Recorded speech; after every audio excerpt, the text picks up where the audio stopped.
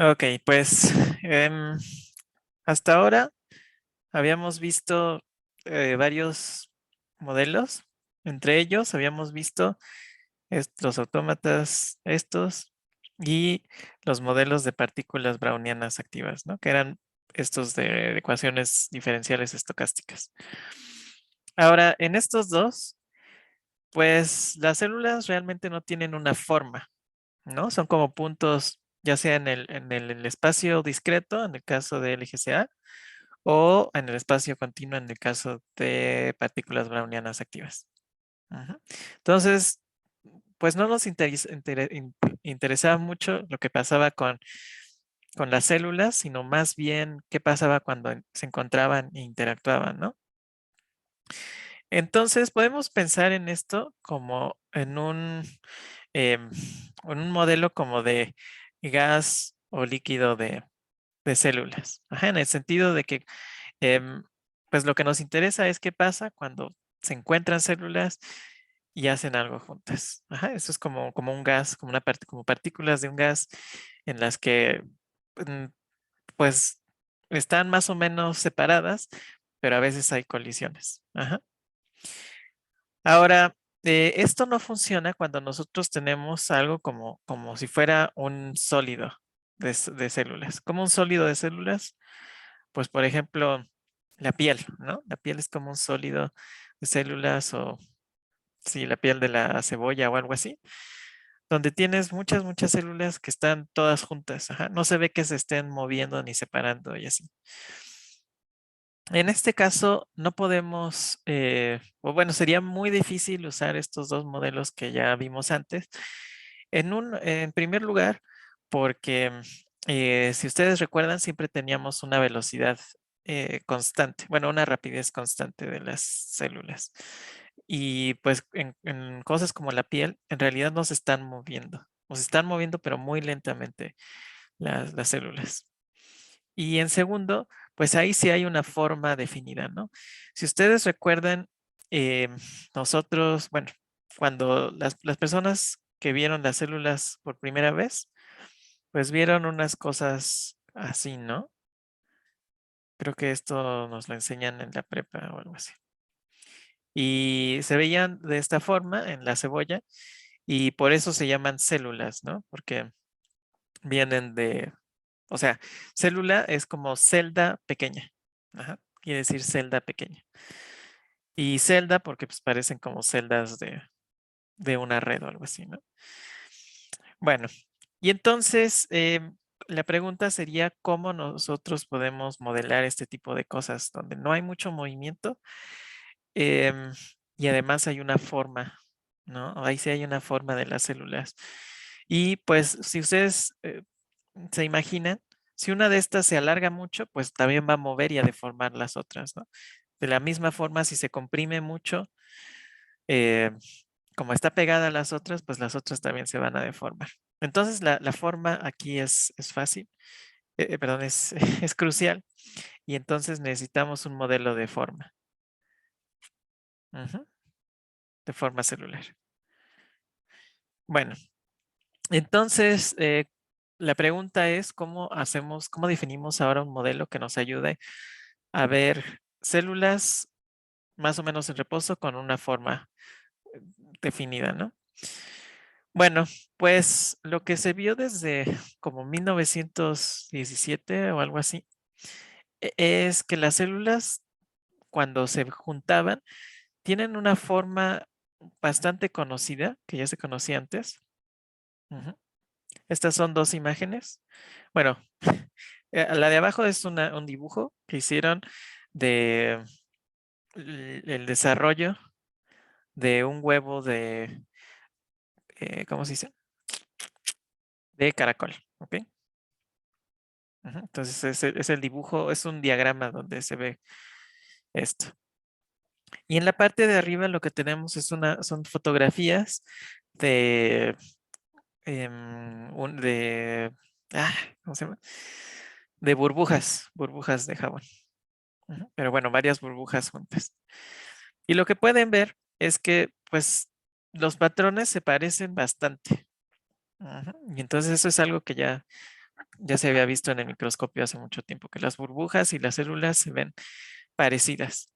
Digo, en este caso hay muchas células juntas, pero aún si ustedes se imaginan a una sola burbuja, pues también, ¿no? O sea, las burbujas son como circulares y las células también son como circulares, entonces siempre funciona esta analogía. Ujú.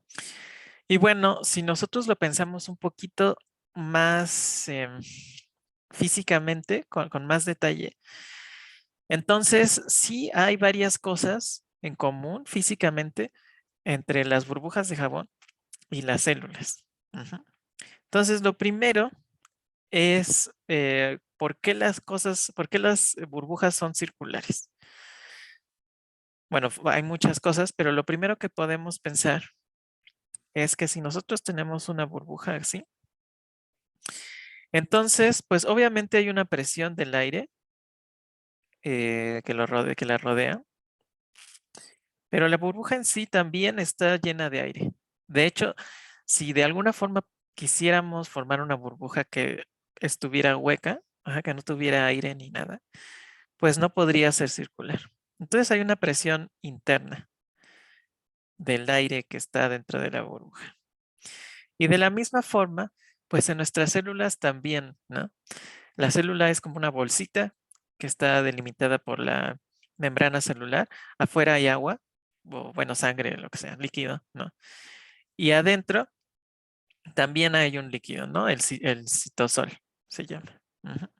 Entonces aquí también hay un fluido que hay presión externa y una presión interna. Entonces lo primero que necesitamos para modelar la forma es una presión osmótica. Ujú. Recuerden que presión osmótica simplemente quiere decir la presión cuando hay cierta concentración de algo en un líquido dentro y concentración de un líquido afuera, ¿no? Esa es la presión osmótica. Entonces esto lo tenemos en las dos, presión, en la célula y en las burbujas. Bueno, en el caso de la burbuja, hay otra cosa extra, ujú, que también va a tener su paralelo en la célula. Y esto es la, la fuerza que está, pero solamente en la superficie, la fuerza que tiene la superficie de de la burbuja. Ajá. Esta fuerza que hay en la superficie es, por ejemplo, lo que hace posible que algunos insectos puedan caminar sobre el agua, ¿no? Si no hubiera ninguna fuerza en la superficie del agua, entonces se hundirían, ¿no? Porque no hay nada que soporte el peso del insecto, por muy chiquito que sea. Entonces, en el caso de las burbujas, pues hay una tensión superficial, ¿ok? Ahora, en el caso bueno, más bien, la tensión superficial es producto de dos cosas. Ujú. La tensión superficial es el resultado de las moléculas del jabón o del agua o lo que sea de lo que está hecho la burbuja, que tienen, em, bueno, ahí hay ciertas fuerzas entre cada una de las moléculas, se llaman fuerzas de Van der Waals. Y si nosotros nos olvidamos un poquito del jabón y solo pensamos en el agua, las fuerzas de Van der Waals em, son fuerzas electrostáticas entre las moléculas. Si ustedes recuerdan, el agua es H2O, ¿no? Entonces tenemos un átomo de oxígeno y dos átomos de hidrógeno. Y si ustedes recuerdan tal vez algo de química de la prepa, entonces el oxígeno es una molécula que hace iones negativos, es decir, tiene muchos electrones.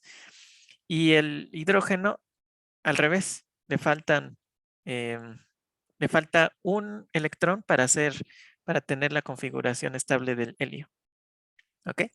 Entonces es algo que tiene carga positiva porque le faltan electrones que tienen carga negativa. Y bueno, cuando se unen, pues se neutraliza más o menos esa carga porque al oxígeno le sobran dos electrones. A cada uno de los hidrógenos le faltan un electrón, ¿no? Pero ¿qué es lo que pasa? Como a estos dos le faltan y al oxígeno le sobra, Entonces, la configuración estable es una en la que el oxígeno le comparte sus electrones al hidrógeno, ¿no?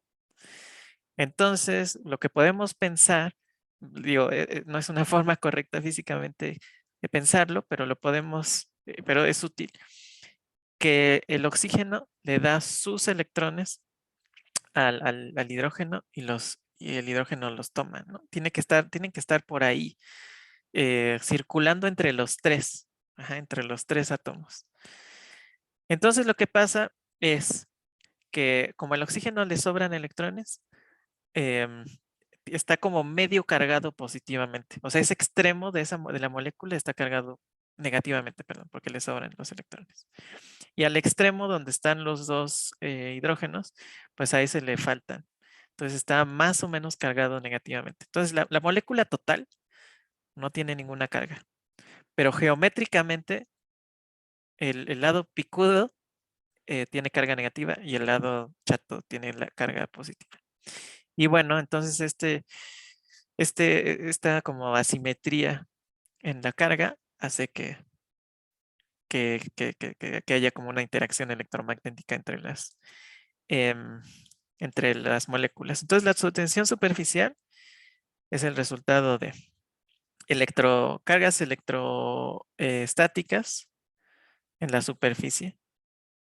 Ujú. Pero hay otra cosa. Y la otra cosa que hay es el aire. Ujú.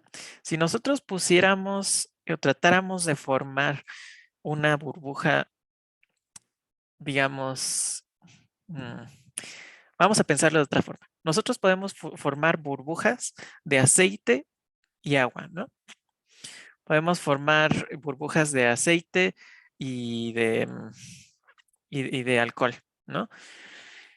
Lo que tienen el aire y el agua, el aceite y el agua, el alcohol y el aceite, son que uno de ellos es polar, tiene cargas, como ya les comenté del agua, y también el alcohol las tiene, pero el otro no.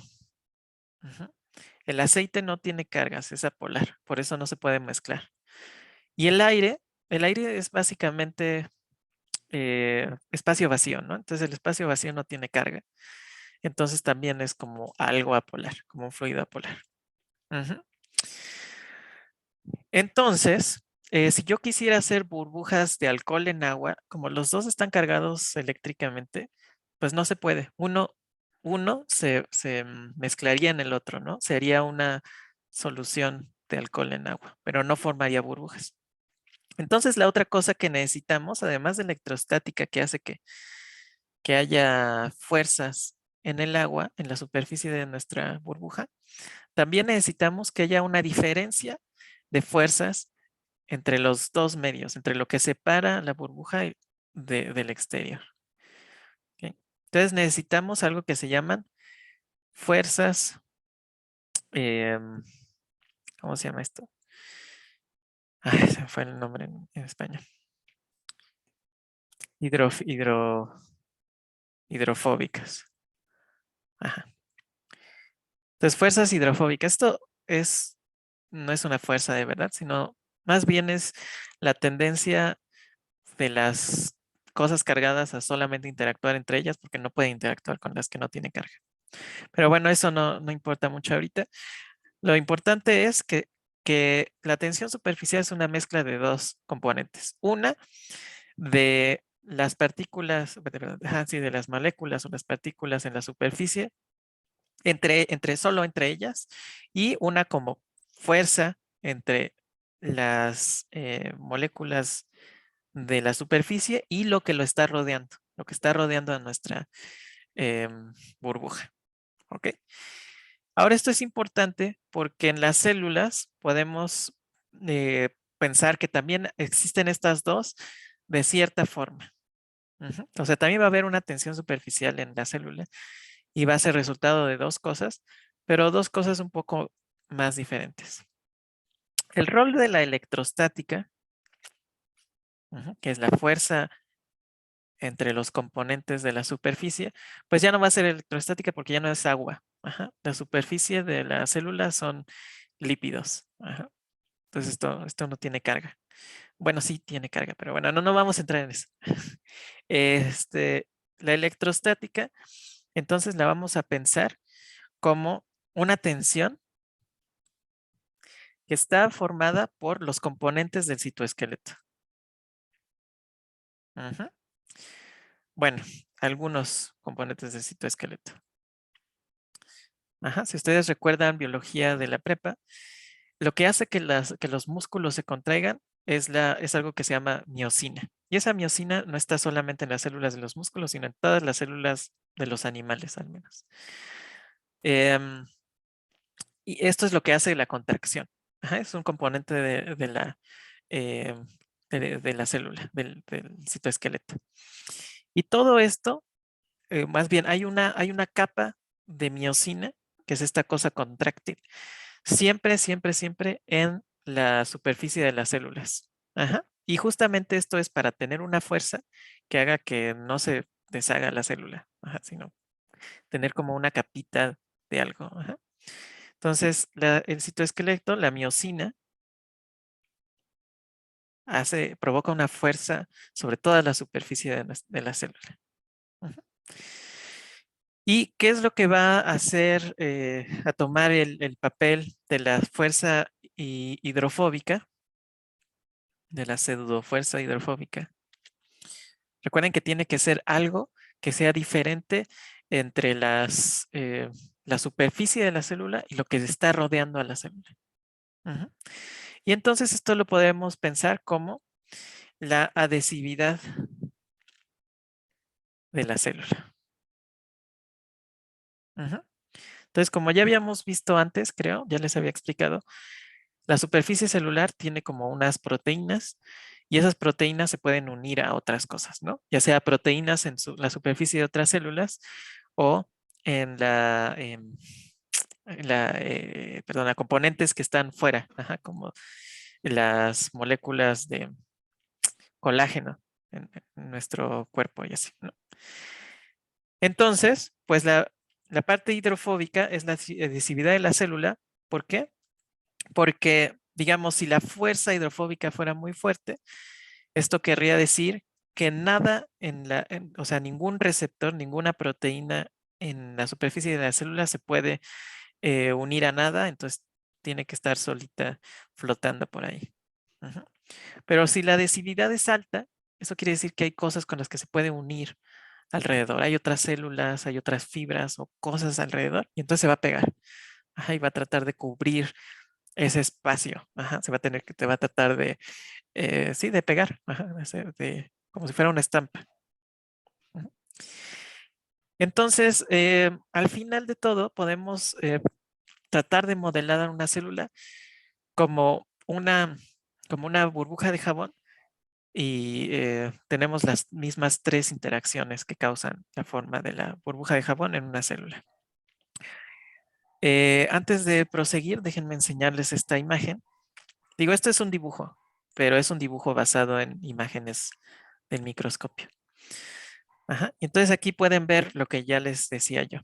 La parte electrostática, que es la miocina, ajá, son estas rayas rojas. Ajá. Entonces, como pueden ver en el dibujo, esos componentes del citoesqueleto siempre están en la corteza de la célula. Ujú. O sea, todo alrededor de la célula. Ujú. Y luego la parte hidrofóbica, que es la adhesividad de la célula, son estas cositas aquí que se pueden pegar unas a otras. Ujú. Y bueno, ya depende de cuál es esa cosita, ajá, cuál es la proteína que está eh, provocando la adhesividad, es qué tan fuerte, cuánta fuerza van a proveer de la adhesión, o sea, qué tan adhesivas son. Ujú. Aquí pueden ver que hay mucho componente del citoesqueleto alrededor, unido de hecho a esto.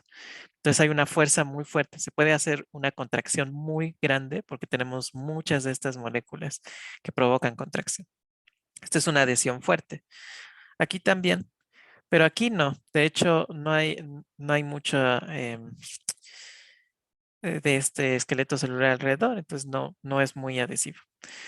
Si quisiéramos entrar a detalles, pues tenemos que ver qué tipo de componente de proteína es, ¿no? Para cada una, pero aquí no nos vamos a meter en tantos detalles. Ok, bueno, entonces tenemos que tener en cuenta estas tres cosas. Lo voy a volver a dibujar para que tengamos una figura aquí. Bueno, entonces tenemos primero una presión osmótica de la célula. Ujú. Después tenemos una tensión del citoesqueleto, ujú, que es todo lo que está rodeando aquí del esqueleto celular. Ujú. Y después vamos a tener aquí una adhesividad eh, con el medio ambiente, que va a ser la hidrofóbica. Ujú. Entonces, adhesividad, tensión. Son las tres cosas que necesitamos: presión, adhesividad y tensión. Y con esto vamos a tratar de modelar cómo cambia de forma una célula. Bueno, entonces vamos a recordar un poquito de física, no mucho, pero solo lo principal. Entonces, las fuerzas se producen por un cambio en una energía. Ujú. Entonces, las fuerzas en física son menos el gradiente de la energía. Ujú. Entonces, siempre vas a tratar de minimizar la energía. Eso es como lo más esencial de mecánica en física. La energía se va a tratar de minimizar, entonces vas a tratar de llegar al mínimo de la energía. Y por lo tanto, las fuerzas que sentimos es eso que la naturaleza trata de hacer, de ir al mínimo de la energía. Si nos movemos a lo largo del gradiente, pero en dirección contraria del gradiente, vamos a llegar a un mínimo. ¿Ok? Entonces, por eso las fuerzas son menos el gradiente de la energía. ¿Ok? Entonces, para ver qué fuerzas están actuando sobre nuestra célula, necesitamos una función de energía. Bueno, entonces vamos a proponer una función de energía. ¿De qué depende de esta energía? Pues va a ser una función de la forma de la célula. Eso es lo que queremos modelar. Entonces va a ser función de la forma de la célula. Em, ¿Qué ingredientes necesito para describir la forma de mi célula? Pues necesito el perímetro, ujú, y también necesito el área de mi célula. Y ya con estos dos es suficiente. Obviamente, si estamos en 3 dimensiones, necesitaríamos volumen en lugar de área, pero vamos a hacerlo en 2 dimensiones. Ok, entonces vamos a escribir esta energía. Primero que nada, la adhesión está actuando sobre el perímetro de la célula. Ujú. Y vamos a suponer primero ahora una célula que está solita, no hay otras células cerca de ella. Ujú. Entonces, el perímetro es lo único que está sobre lo cual está actuando la adhesividad. Y como está solita, no hay otras células alrededor. Entonces, digamos, si suponemos que estos receptores que nos dan la adhesividad están uniformemente distribuidos a lo largo de toda la membrana celular, entonces la energía va a ser el perímetro total de la célula por el medio que la rodea. Ajá. Si es un medio muy adhesivo, pues entonces vamos a tener una energía muy baja, no muy alta, y si no es muy adhesivo va a ser una energía muy baja. Entonces, por J vamos a pensar cuál es la adhesividad del medio ambiente. Ujú. Luego, eh, otra cosa, otra cosa que necesitamos es tomar en cuenta la tensión. Y la tensión, les digo, es la fuerza que hay entre todos los componentes de la membrana celular. Ok, entonces, si hay una fuerza o sea, algo que está tratando como de unir o separar a las componentes de la membrana celular, entonces debe haber como un tamaño ideal, ajá, una superficie ideal de nuestra célula. Entonces lo que vamos a hacer es decir P menos P al cuadrado. Ujú. P mayúscula va a ser una constante. Ajá. Y entonces fíjense, si esta P chiquita es mayor a P grande, entonces esto va a ser positivo y al cuadrado se va a hacer más grande, ¿no? Si por el contrario P es menor a P, esto va a ser negativo, pero al cuadrado se va a hacer positivo. Y se va a hacer más grande mientras más pequeña es P, pero también más grande mientras más grande es P. Entonces esto está diciendo que la energía va a aumentar si no estamos en esta presión, perdón, esta em, perímetro ideal de la célula. Y bueno, vamos a poner una constante aquí que simplemente nos está diciendo qué tanta influencia tiene esa preferencia de llegar a ese perímetro o qué tanto afecta o qué tanto no afecta. Y de la misma forma podemos poner este término aquí. Y es exactamente lo mismo, ¿no? La presión nos está regulando cuánto se infla o cuánto se encoge la célula, ¿no? Y entonces, esto me está diciendo, bueno, si el área es muy pequeña, la presión va a tratar de aumentarla, ¿no?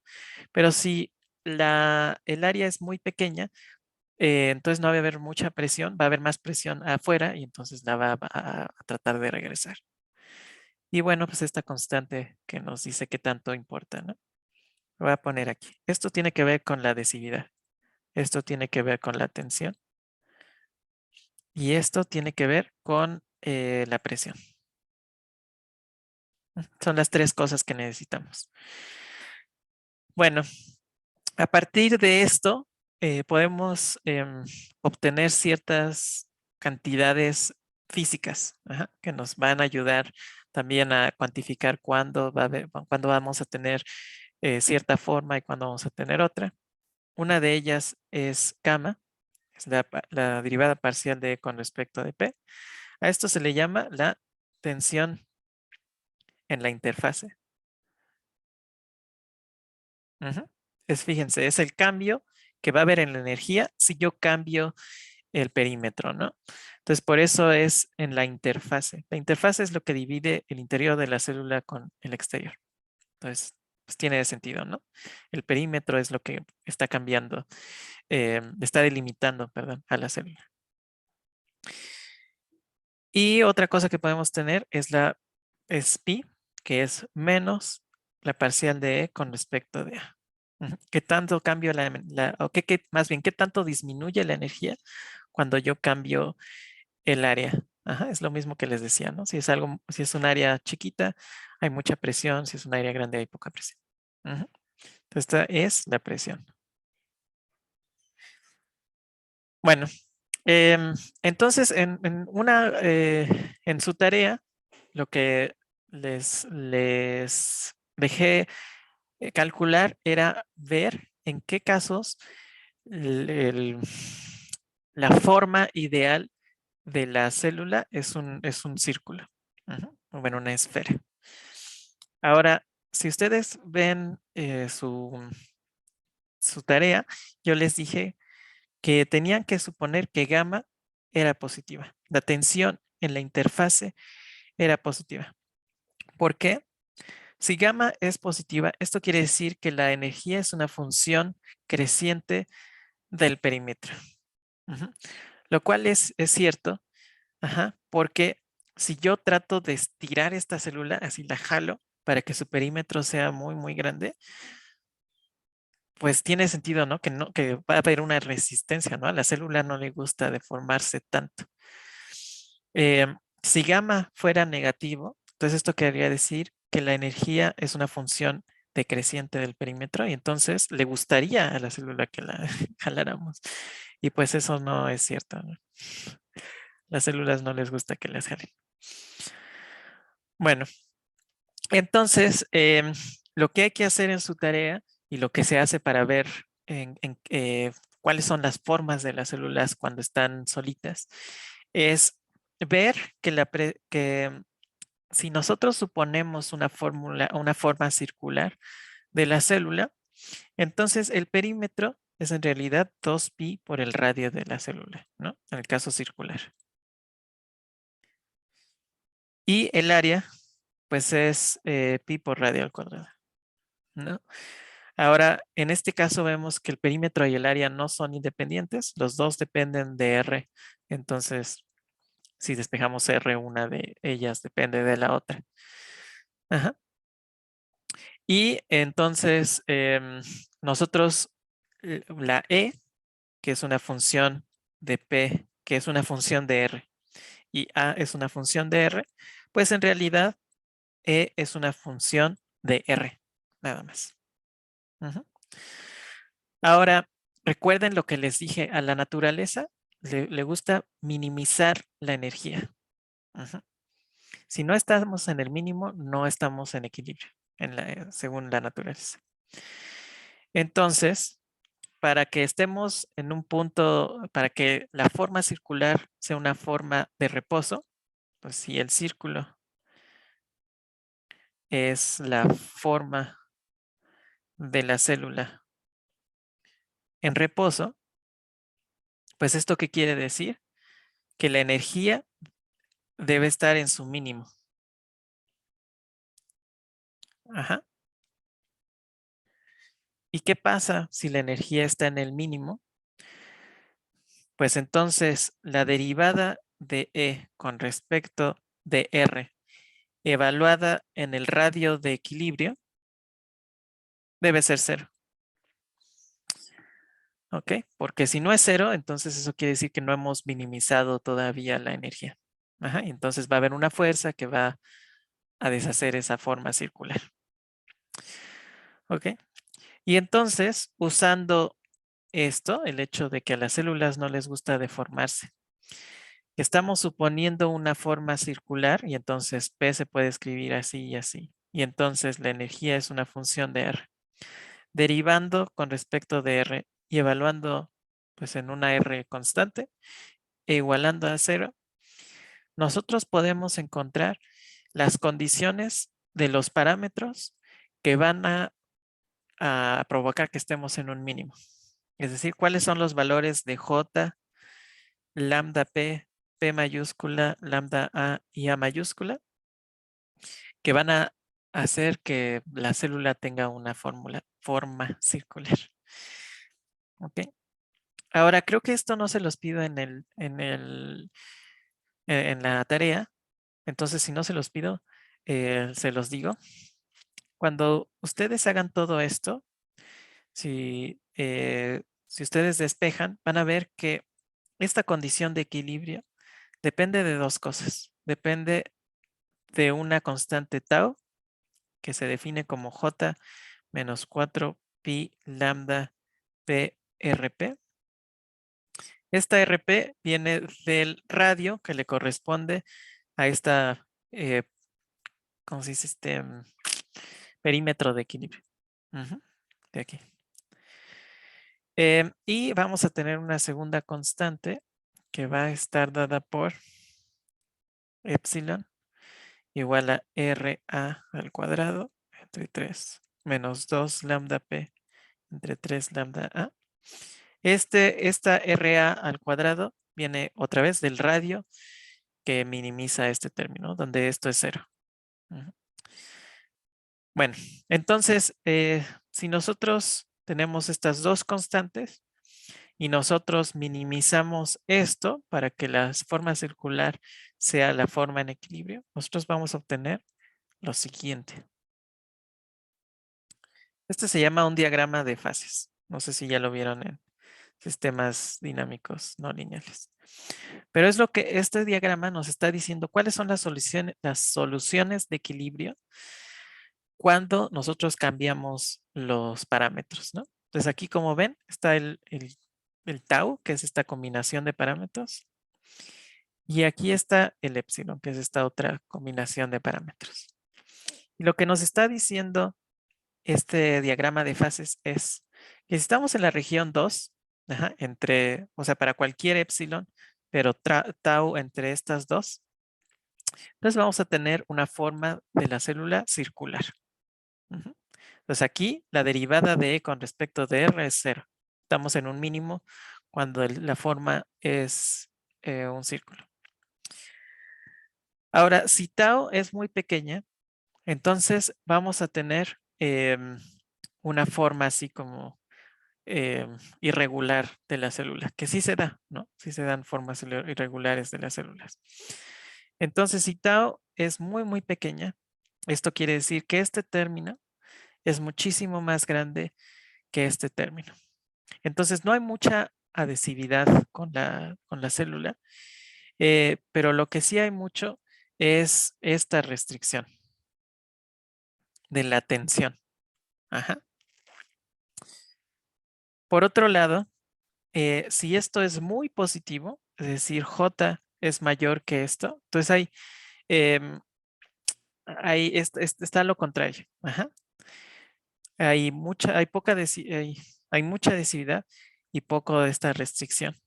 Y entonces lo que va a resultar es el colapso de mi célula.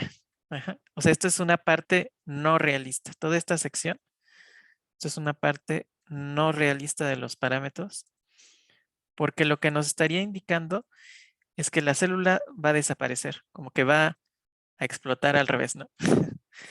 Va a colapsar todo en un punto porque no le gusta o no tiene suficiente, la presión no es suficiente influencia para mantener su forma. Y pues las células no de pronto desaparecen en un punto, ¿no? Entonces por eso digo que no es realista. ¿Ok?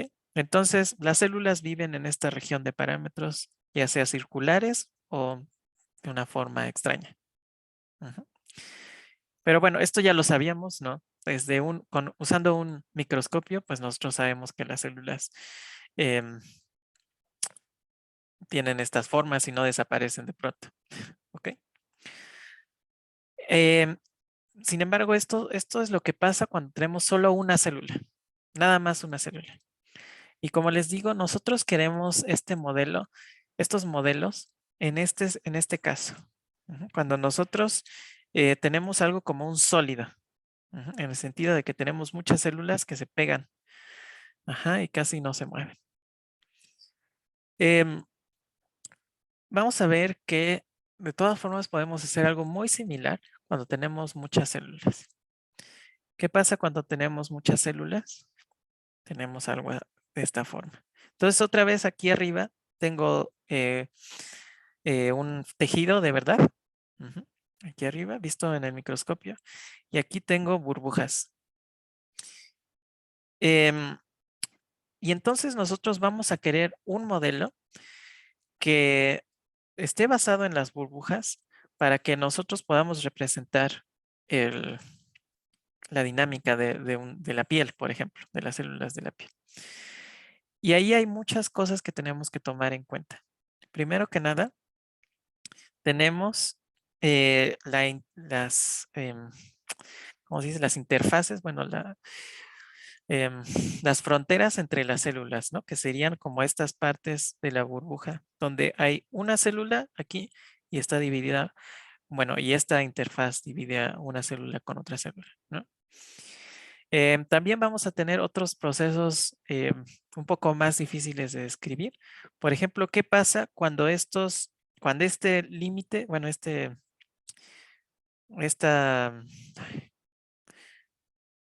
división de aquí tiende a cero y entonces va a formar un pico?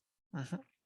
Entonces, lo que pasaría es que esta arista y esta arista se van a combinar y eso es lo que está pasando aquí. Se están combinando las dos aristas.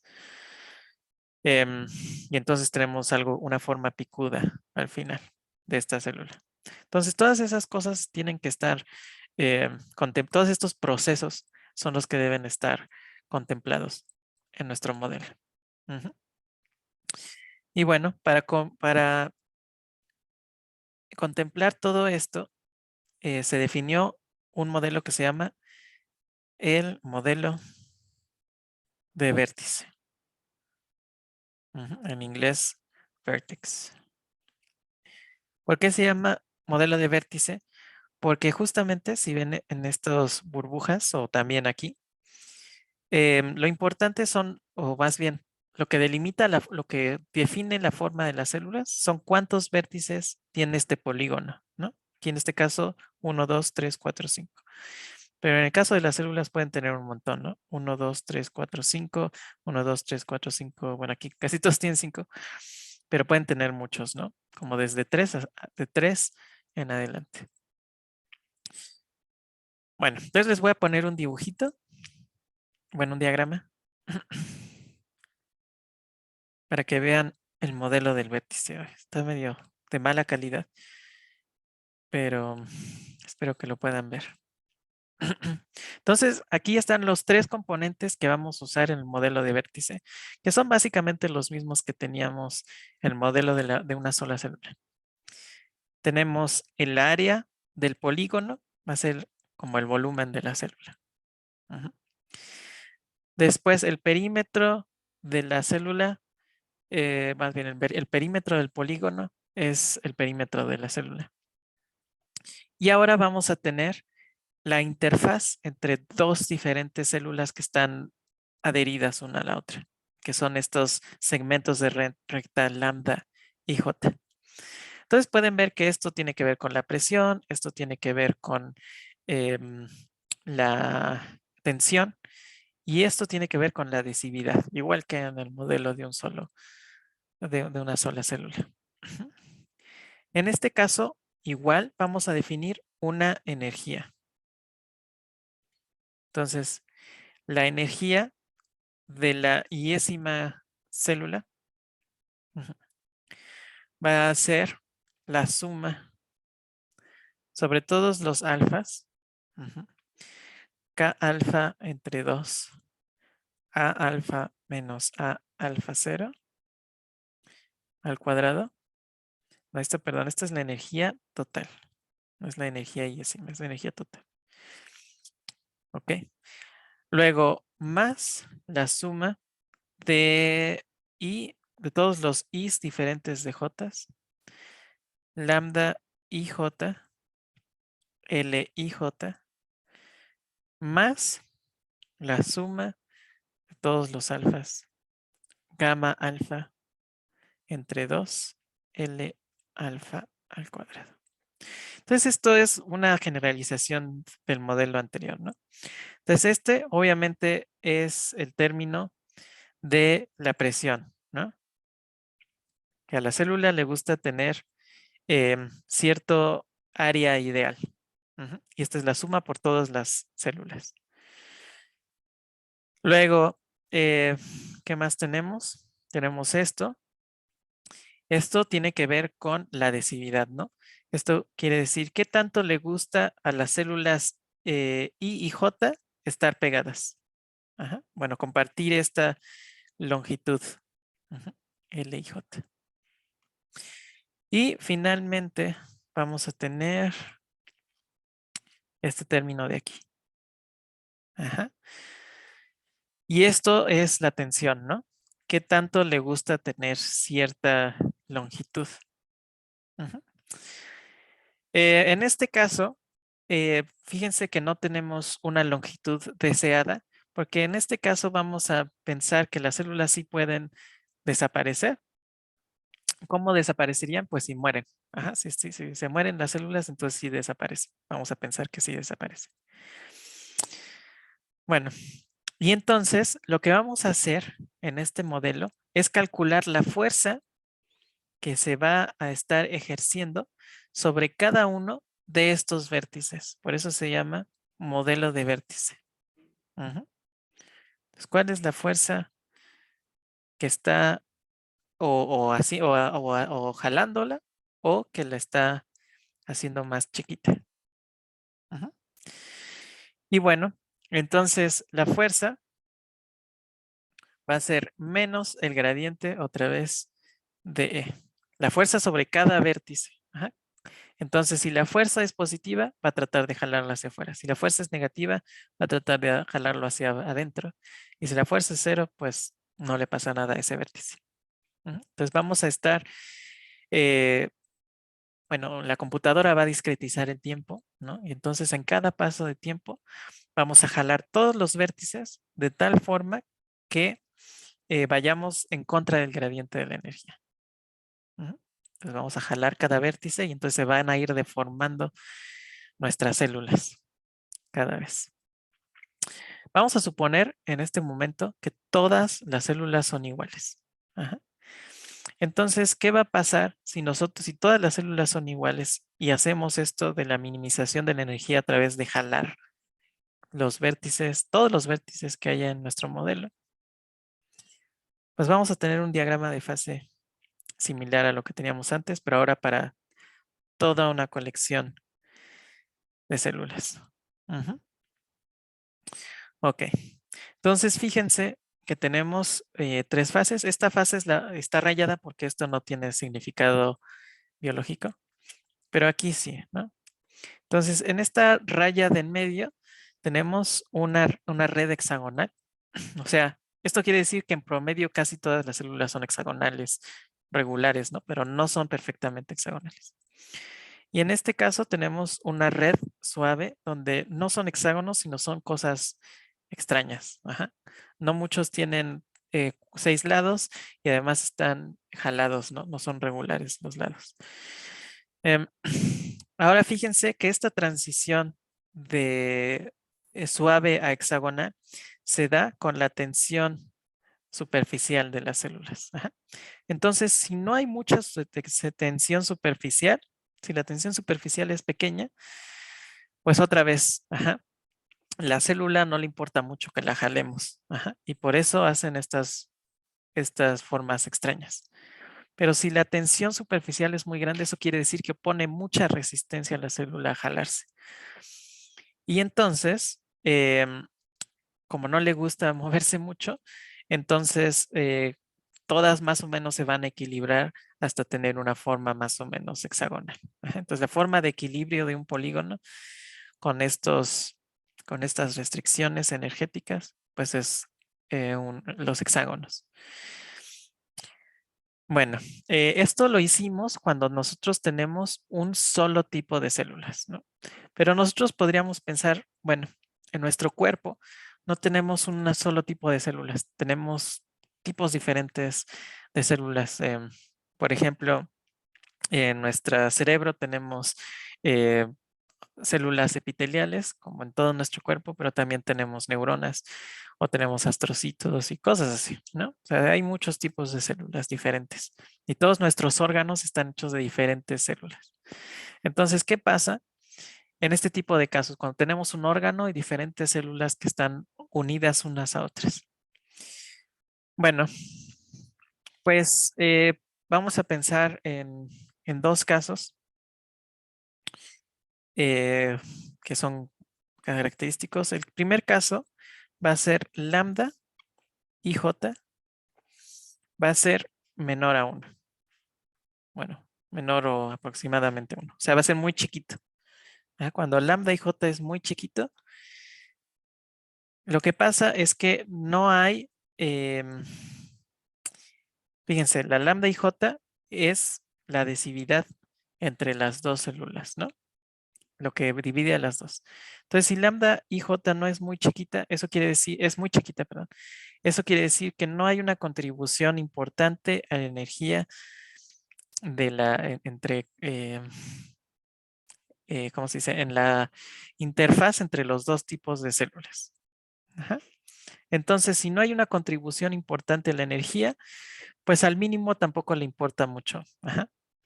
Entonces, esto quiere decir que puede haber una gran, ¿cómo se dice? Boundary. Interfase, bueno, una gran em, ¿Fronteras? frontera, sí, gracias. Una gran frontera entre las dos, porque no le importa mucho la energía, como esté la frontera entre los dos tipos de células. En este caso, pues como no le importa mucho la energía, vamos a ver que ya cuando se equilibre nuestro modelo y que ya no haya fuerzas, vamos a tener algo así. Entonces pueden ver que la superficie, la frontera es bastante rugosa, ¿no? Es como un fractal, pues, lo que quiero decir. Em, y el segundo caso, pues es cuando lambda, lo escribí bien feo. El segundo caso es cuando lambda y j, la adhesión es muy grande. Ajá, cuando es muy grande, entonces sí la energía, a la energía le importa, es un gran término esta cosa de aquí. Esta suma es un gran, es muy grande. Y en ese caso, entonces, pues lo que vamos a tener es que no van a querer mezclarse, van a tratar de minimizar la frontera entre una y otra para que este término no sea muy, muy grande en la energía. Y bueno, entonces lo que vamos a tener va a ser esto. Para tratar de minimizar la frontera para que el costo energético, o ese sumando en la energía, sea muy pequeño. Em, generalmente en nuestras células nosotros tenemos este tipo de cosas porque necesitamos tener que necesitamos que un órgano esté bien organizado, ¿no? Que en cierto lado tengamos células que solo hacen una cosa, que en otra parte de nuestro órgano tengamos células que hacen otra y así. Esto es más lo que pasa en un cáncer, ¿no? Al cáncer no le importa invadir otros lados, ¿no? Y por eso se hacen las metástasis. Y su crecimiento va a ser así, como fractal, más o menos. Y bueno, para terminar, em, nada, hay ciertas cosas que hacen que este modelo no sea muy, o sea, difícil de implementar computacionalmente. Entonces, para terminar, lo único y para introducir a la próxima clase, lo que quiero que me digan es que me den ahorita ustedes ideas de por qué este modelo de vértice podría ser poco eficiente computacionalmente. Y con eso que me digan, pues vamos a ver cómo lo solucionamos la próxima clase con otro modelo más eficiente.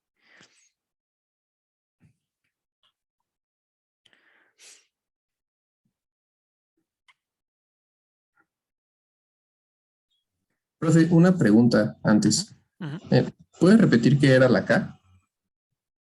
La Ahí. K, sí. Todas estas constantes son constantes que dicen qué tan importante es uno u otro término, ¿no? Entonces, en este caso, K quiere decir qué tanto le importa a las células el estar cerca de este área de equilibrio o no. Ujú. Lambda es qué tanto les importa minimizar la frontera entre ellos y gamma qué tanto les importa no tener un área no tener un perímetro tan grande. Sí, gracias. De nada. Tal vez un problema es que tendríamos que hacer este, muchas minimizaciones, Ujú, porque este es el modelo para una célula, ¿no? O sea, como la energía concentrada en una célula ujú. Sí, y es algo microscópico. ujú, Entonces, o sea, en términos matemáticos, ¿no? Entonces, tal vez para hacer un modelo más general, o bueno, abarcando áreas más grandes, tendríamos que hacer muchos problemas de minimización y eso es muy pesado. exacto. Sí, esa es una muy buena. Claro. ¿Alguna otra idea? Tal vez acerca de la biología del sistema,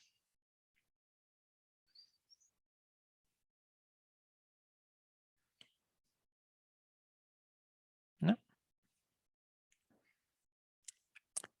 Bueno, pueden pensar en qué tan realista es aproximar a la forma de una célula por un polígono, por ejemplo. Ese sería otro problema potencial.